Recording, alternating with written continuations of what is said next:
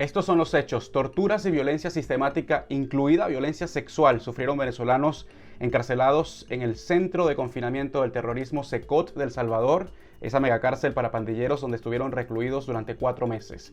Eso lo denuncia Human Rights Watch y la organización Cristosal en este informe de 90 páginas titulado Llegaron al infierno.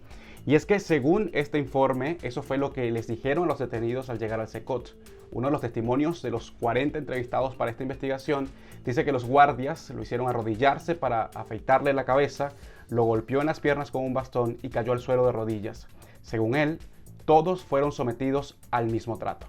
Nosotros entrevistamos a 40 venezolanos que estuvieron detenidos en el Secot. Lo que ellos nos cuentan son golpizas diarias. Los golpeaban por solicitar atención médica. Los golpeaban por bañarse a una hora que no correspondía. Los golpeaban por hablar en voz alta con sus compañeros de celda. Los golpeaban durante requisas diarias en sus celdas. Los golpearon fuertemente cuando vino el Comité Internacional de la Cruz Roja para entrevistarse con ellos. Es decir, aquí hubo tortura sistemática contra estas personas. En algunos casos las golpizas fueron en los corredores de Secot y en otros casos en celdas de confinamiento que ellos describen como la isla, donde llevaban a estas personas, las golpeaban con patadas, con puños, con palos, las dejaban en estas celdas sin comida, sin agua, en algunos casos incluso desmayados de tanto dolor que tenían por las golpizas que estaban sufriendo. Este informe conjunto de Human Rights Watch y Cristosal es resultado de una investigación de 8 meses, de más de 200 entrevistas, análisis forense y una revisión exhaustiva de documentos judiciales. Las conclusiones principales son 3. Primero, no es cierto, como dice la administración Trump, que estos venezolanos enviados al Secot eran terroristas. De hecho, solo el 3% habían sido condenados en Estados Unidos por delitos violentos o potencialmente violentos. Segundo, estas personas fueron sometidas a desaparición forzada cometida por agentes de los Estados Unidos y de El Salvador porque se los privó de la libertad y constantemente se le negó información a sus familiares sobre su paradero o su suerte. Y por último, concluimos que aquí hubo tortura sistemática porque los venezolanos enviados al Secot fueron sometidos a golpizas diarias durante casi toda su estadía, los 4 meses que estuvieron en esa megacárcel, incluyendo algunos casos de violencia sexual. Pero ¿cómo llegaron estos venezolanos a esta megacárcel? Bueno, recordarán que el presidente de Estados Unidos, Donald Trump, en acuerdo con el mandatario salvadoreño Nayib Bukele, trasladó a 252 migrantes de Venezuela que estaban en Estados Unidos al Secot, tras acusarlos sin ofrecer pruebas de que pertenecían a la banda criminal Tren de Aragua. El gobierno Trump es cómplice de estas violaciones de derechos humanos. El gobierno Trump tenía información para saber que en las cárceles de El Salvador se tortura. Y eso fue lo que ocurrió con estos venezolanos. Hay información clara anterior al traslado de estas personas que era pública sobre los malos tratos, sobre las golpizas que se sufren en las cárceles de El Salvador, incluyendo informes del propio Departamento de Estado.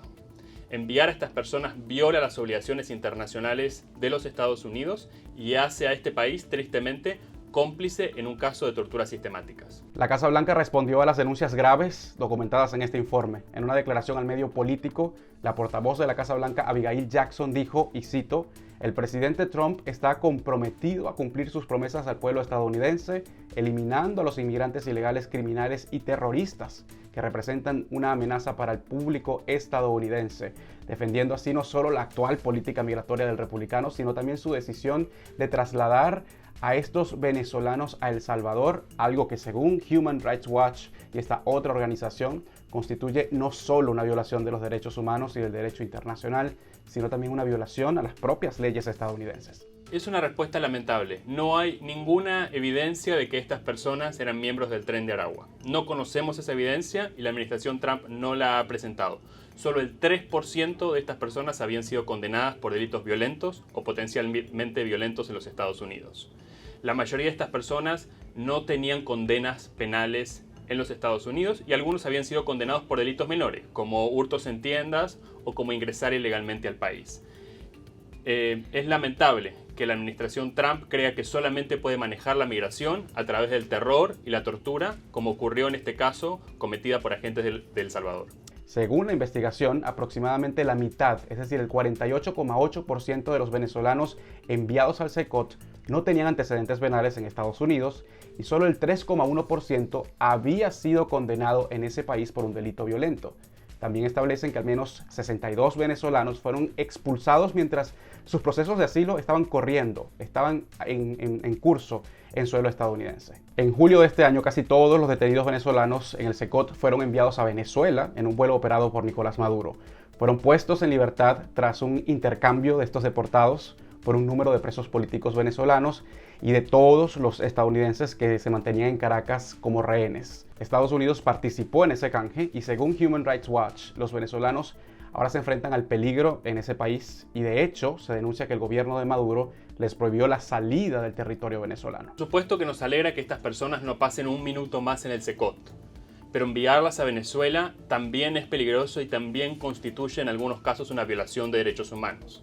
Algunos de estos venezolanos que estuvieron en el SECOT huían de la persecución del régimen de la dictadura de Maduro y ahora han sido devueltos a Venezuela, donde sufren el riesgo de recibir retaliaciones por parte de esa dictadura brutal.